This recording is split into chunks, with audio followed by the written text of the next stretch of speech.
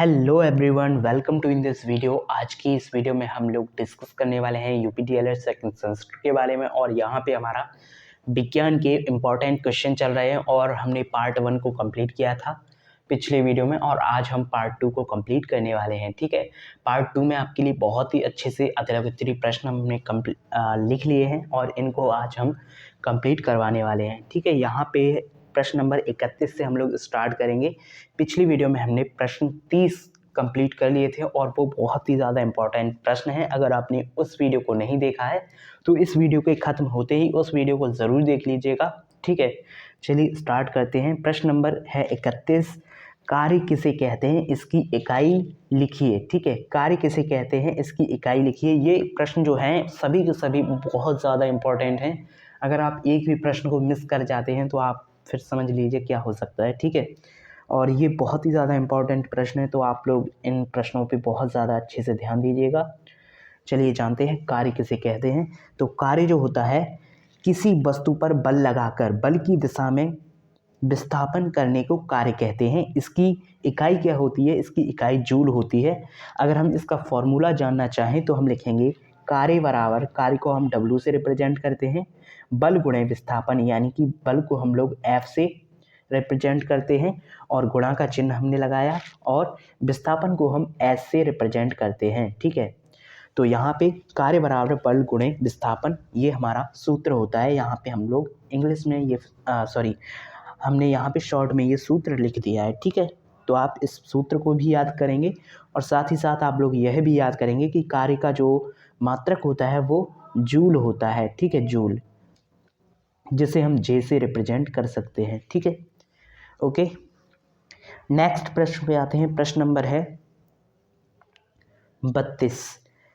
नवीकरणीय एवं अनवीकरणीय संपदा में मुख्य अंतर लिखिए। तो यहाँ पे हम लोग नवीकरणीय एवं अनवीकरणीय संपदा में अंतर लिखने वाले हैं। ठीक है, तो यहाँ पे नवीकरणीय संपदा क्या होती है। नवीकरणीय संपदा वो होती है जो भविष्य में समाप्त नहीं होगी। जो भविष्य में क्या नहीं होगी, समाप्त नहीं होगी, उसे हम नवीकरणीय संपदा कहेंगे। और जो समाप्त हो जाएगी उसे अनवीकरणीय संपदा कहेंगे। अब अनवीकरणीय संपदा क्या होगी, भविष्य में समाप्त हो जाएगी। ये बात आपको याद रखनी है। ठीक है, अगले प्रश्न पे आते हैं। प्रश्न नंबर है 33। टीकाकरण क्या है। टीकाकरण के बारे में जानते हैं। टीकाकरण क्या है तो इसके बारे में जान लेते हैं।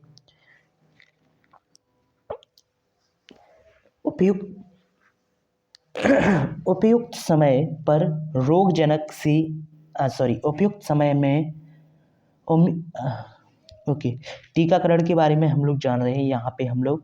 ठीक है, उपयुक्त समय पर रोगजनक की थोड़ी सी मात्रा शरीर में पहुँचने से एक विशेष प्रकार के रोगों के विरुद्ध प्रतिरोध क्षमता का विकास हो जाता है। इस विधि से रोगों का उपचार टीकाकरण कहलाता है। ठीक है, किस विधि से टीकाकरण कहलाता है, उपयुक्त समय पर रोगजनक की थोड़ी सी मात्रा शरीर में पहुंचने से एक विशेष प्रकार के रोगों के विरुद्ध प्रतिरोध क्षमता का विकास हो जाता है। इस विधि से रोगों का उपचार टीकाकरण कहलाता है। ये बात याद रखनी है। बच्चों को BCG का टीका प्रथम बार जन्म से 9 महीने के अंदर, ठीक है, BCG का टीका बच्चों के BCG का टीका कब लगवाना चाहिए, प्रथम बार जन्म से 9 वर्ष के भीतर, ठीक है, अंदर। और वह दूसरी बार 5 वर्ष के बाद, 5 वर्ष का जब बच्चा हो जाए उसके बाद भी BCG का टीका जरूर लगवाना चाहिए। यहाँ पे ये बताया गया है। ठीक है, अगले प्रश्न पे आते हैं। प्रश्न नंबर है 34। पृथ्वी जो है, पृथ्वी की उत्पत्ति काल कब से माना जाता है, ये प्रश्न है आज का। और यहाँ पे पृथ्वी का उत्पत्ति काल जो है सौरमंडल की भांति ही आज से लगभग 500 करोड़ वर्ष पूर्व माना जाता है। ठीक है, पृथ्वी का उत्पत्ति काल क्या है, 500 करोड़ वर्ष पूर्व, सौरमंडल की भांति ही आज से 500 करोड़ वर्ष पूर्व, ठीक है, 500 करोड़ वर्ष पूर्व, ठीक है, माना जाता है। अगले प्रश्न पे आते हैं। प्रश्न नंबर है 35। महासागरों में जीवों की प्रथम कड़ी किस नाम से जानी जाती है? तो ये अमीबा के नाम से जानी जाती है। महासागरों में जीवों की प्रथम कड़ी किस नाम से जानी जाती है? तो ये किस नाम से जानी जाती है? अमीबा के नाम से जानी जाती है। अगला प्रश्न आता है, प्रश्न नंबर 36। प्रश्न है, पृथ्वी पर मनुष्य के पूर्वजों को होमोसेपियंस यानी निपुच्छ का मानव, ठीक है, कहा जाता है। पृथ्वी पर मनुष्य के पूर्वजों को क्या कहा जाता है? होमोसेपियन,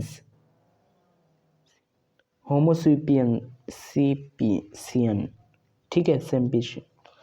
अगले प्रश्न पे आते हैं, प्रश्न नंबर है 37। प्रश्न क्या है? सौरमंडल क्या है? तो सौरमंडल क्या है?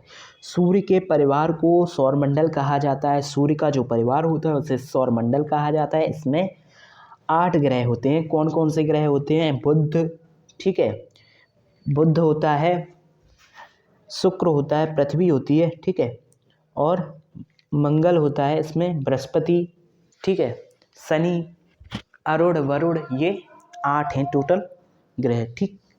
अगले प्रश्न पे आते हैं, प्रश्न नंबर है 38। फसल चक्रण या फसल चक्र क्या होता है? तो इसको भी समझ लेते हैं। यहाँ पे ये प्रश्न रिपीटेड है, फिर भी हम लोग इसको पढ़ लेते हैं क्योंकि ये बहुत ज़्यादा इम्पॉर्टेंट प्रश्न है, ठीक है। किसी खेत में एक निश्चित समय में एक फसल के बाद दूसरी फसल लेने की क्रिया को, जिसमें भूमि की उर्वरा शक्ति नष्ट ना होने पाए, फसल चक्रण कहलाता है। या फिर आप लोग इस तरह से भी लिख सकते हो कि भूमि के किसी निश्चित भाग पर नियत समय में फसलों का इस प्रकार से बोया जाना कि भूमि की उर्वरा शक्ति कम ना होने पाए और उपज भी अच्छी मिले। इस प्रकार की अदला बदली फसल चक्रण है, ठीक है। अगला प्रश्न आता है, प्रश्न है, मेस्टन हल का प्रमुख कार्य क्या है? तो मेस्टन हल का प्रमुख कार्य होता है ऊपर की मिट्टी जो होती है उसे नीचे करना और नीचे की मिट्टी होती है उसे ऊपर करना। ये भी प्रश्न रिपीटेड था, तो इसको भी आप अच्छे से समझ गए होंगे, ठीक है। अगला प्रश्न आता है, प्रश्न नंबर 40। सरल मशीन कितने प्रकार की होती है? तो मैंने पिछली वीडियो में आपको बताया था कि सरल मशीन 5 प्रकार की होती है। कौन कौन सी होती हैं? तो इसके बारे में जान लेते हैं। तो उत्तोलक पहला, ठीक है, दूसरी पेच, तीसरा झुका तल, ठीक है, झुका तल, अगला घिरनी, और इसके अगला है पहिया और धुरी, ठीक है। ये 5 प्रकार की सरल मशीन होती है, ठीक है, अच्छे से याद रखना है, ये भी प्रश्न बहुत ज़्यादा इम्पोर्टेंट है, ठीक। अगला प्रश्न है, 2 या 2 से अधिक पदार्थों के परिवर्तन किस कारण होता है? 2 या 2 से अधिक पदार्थों में परिवर्तन जो होता है वो किस कारण से होता है, इसके बारे में डिस्कस कर लेते हैं। तो 2 या 2 से अधिक पदार्थों में परिवर्तन एक दूसरे के संपर्क के कारण होता है। एक दूसरे का संपर्क जो होता है उसके कारण होता है, ठीक है। अगला प्रश्न देख लेते हैं। अगला प्रश्न है, प्रश्न नंबर 42।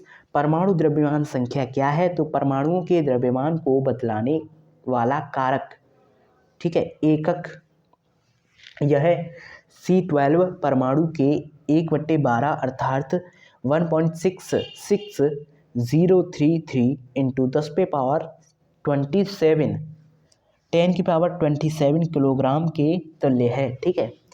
परमाणु द्रव्यमान संख्या क्या होती है? तो इसके बारे में हम क्या जाना कि परमाणुओं के द्रव्यमान को बतलाने यानी बताने वाला कारक एकक, यह C12 परमाणु के 1/12 अर्थात 1.6603 इंटू 10⁻27 किलोग्राम के तुल्य है, ठीक है। ये बात आपको याद रखनी है, ठीक है। अगला प्रश्न आता है 43 नंबर। परमाणु का आवेश क्या होता है? परमाणु का आवेश जो होता है वो शून्य होता है, आपको याद रखना है, परमाणु का आवेश शून्य होता है। अगला प्रश्न आता है आपका, परमाणु संख्या क्या है?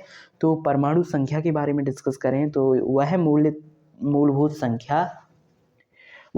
संख्या जो उस परमाणु के नाभिक में प्रायः प्रोटॉनों की संख्या को बताती है, वह संख्या इलेक्ट्रॉनों की संख्या की तुल्य भी होती है।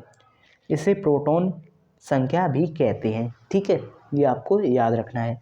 अगला प्रश्न है प्रतीक क्या है। तो प्रतीक क्या होता है, किसी वस्तु के नाम को कम से कम शब्दों में व्यक्त करना प्रतीक कहलाता है। किसी वस्तु के नाम को कम से कम शब्दों में व्यक्त करना ही क्या कहलाता है, प्रतीक कहलाता है। जैसे कि मैं यहाँ पे ये इस तरह का साइन बना देता हूँ तो आप इसे क्या कहोगे, त्रिभुज कहोगे। ठीक है, तो त्रिभुज ये बहुत कम शब्दों में मैंने व्यक्त किया, यहाँ पे चिन्ह के द्वारा व्यक्त किया, तो ये प्रतीक कहलाएगा। ठीक है, अगला प्रश्न है मिश्रण किसे कहते हैं। तो मिश्रण के बारे में हम लोग जान लेते हैं। दो या दो से अधिक पदार्थों को अनिश्चित अनुपात में मिला दिया जाए तो वो हमारा क्या रहता है, मिश्रण हो जाता है। ठीक है, मिश्रण हो जाता है। दो या दो से अधिक पदार्थों को अनिश्चित, निश्चित ना हो यहाँ पे अनुपात, यानी कि यहाँ पे हम लोग डिस्कस कर लेते हैं कि जैसे आपके पीतल है, सिरका है, ठीक है, ये चीज़ें जो हैं एक मिश्रण है। ठीक है, यहाँ पे दो या दो से अधिक पदार्थों को अनिश्चित अनुपात में मिलाया गया है। ठीक है, ओके। अगला प्रश्न आता है संयोजकता किसे कहते हैं। तो संयोजकता क्या होती है, किसी तत्व के परमाणु में बाह्यतम कोश यानी कि कक्षा में उपस्थित इलेक्ट्रॉनों की संख्या को उस तत्व की संयोजकता कहते हैं। ठीक है, किसी तत्व के परमाणु में बाह्यतम कोश को हम कक्षा कहते हैं। ठीक है, यहाँ पे किसी तत्व के परमाणु में बाह्यतम कोश में उपस्थित इलेक्ट्रॉनों की संख्या जो होती है उस तत्व की संयोजकता कहते हैं। ठीक है, अगला है यौगिक किसे कहते हैं। तो यौगिक के बारे में हम लोग डिस्कस करें तो दो या दो से अधिक तत्वों को निश्चित अनुपात में, यहाँ पे निश्चित होगा अनुपात, उसमें मिला दिया जाए तो एक नया पदार्थ मिल जाता है जिसे यौगिक कहा जाता है। ठीक है, दो या दो से अधिक तत्व निश्चित अनुपात में संयोग करके एक नया पदार्थ बनाते हैं, इसे यौगिक कहते हैं। संयोग का मतलब यहाँ पे योग यानी मिला करके। ठीक है, यहाँ पे रफेज किसे कहते हैं। रफेज छिलके वाले अनाज या सब्जियों में सेल्यूलोज नामक रेशेदार पदार्थ पाया जाता है जिसे रेफेज कहा जाता है। रेफेज यहाँ पे पूछा गया था। तो रेफेज क्या होता है, छिलके वाले जो अनाज होते हैं, जैसे कि आपके जो क्या होता है, राजमा जो होता है वो छिलके वाला होता है, इसमें भी सेल्यूलोज पाया जाता होगा। ठीक है, ओके।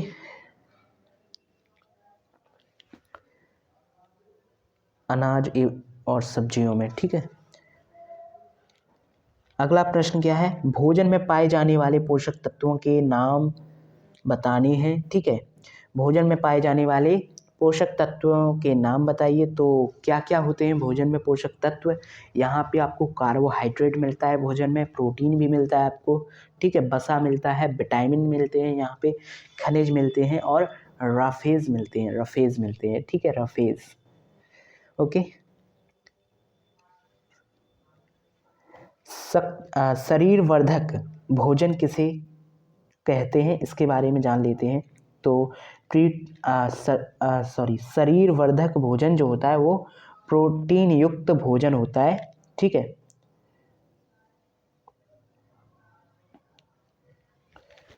ओके, प्रोटीन युक्त भोजन जो होता है उसे हम लोग क्या कहते हैं, शरीर वर्धक भोजन कहते हैं। यहाँ पे ये अगला प्रश्न स्टार्ट है, यहाँ पे थोड़ी सी मिस्टेक है तो आप इस प्रश्न को अलग रखेंगे। ठीक है, यहाँ पे शरीर वर्धक भोजन क्या होता है, ये प्रोटीन युक्त भोजन होता है। इस जो मैं ये पढ़ा रहा हूँ इसकी PDF आपको टेलीग्राम पे मिल जाएगी। टेलीग्राम का लिंक आपको डिस्क्रिप्शन बॉक्स में मिल जाएगा, और बाकी मैं आपको बता देता हूँ। आप सर्च करेंगे CMPHACKER 11 करके 11 करके। ठीक है, तब आपको वो चैनल मिल जाएगा। ठीक है, और इसका लिंक मैं डिस्क्रिप्शन में दे दूंगा तो वहाँ से आप लोग ज्वाइन कर सकते हो बाकी। ठीक है, ओके। अगला प्रश्न क्या है, यहाँ पे एक और प्रश्न है, कुपोषण किसे कहा जाता है। तो कुपोषण के बारे में जान लेते हैं। यहाँ पे हमने शरीर वर्धक भोजन के बारे में जाना, तो ये होता है प्रोटीन युक्त भोजन। ठीक है, कुपोषण के बारे में जानते हैं, अपर्याप्त पोषक का कारक बन जाता है। अपर्याप्त पोषक का कारक बन जाता है। ठीक है,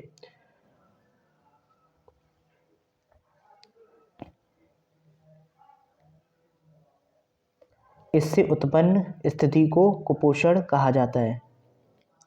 प्रोटीन युक्त भोजन जो होता है वो अपर्याप्त पोषक का कारक बन जाता है, इससे उत्पन्न स्थिति को कुपोषण कहते हैं। ओके, अगला प्रश्न आता है यहाँ पे, प्रश्न नंबर है 52 यानी कि 52। प्रश्न क्या है, शारीरिक व्यतिक्रम किसके कारण होता है? शारीरिक व्यतिक्रम किसके कारण होता है? तो खराब भोजन, दूषित वातावरण तथा सूक्ष्म जीवों के प्रकोप से शारीरिक व्यतिक्रम होता है। ये आपको अच्छे से याद रखना है इस प्रश्न को, ठीक है। अगले प्रश्न की ओर बढ़ते हैं। प्रश्न क्या है, कुछ प्रमुख संक्रमकों के नाम बताइए। प्रमुख संक्रमकों के नाम पूछे जा रहे हैं, तो आप क्या क्या बताएंगे?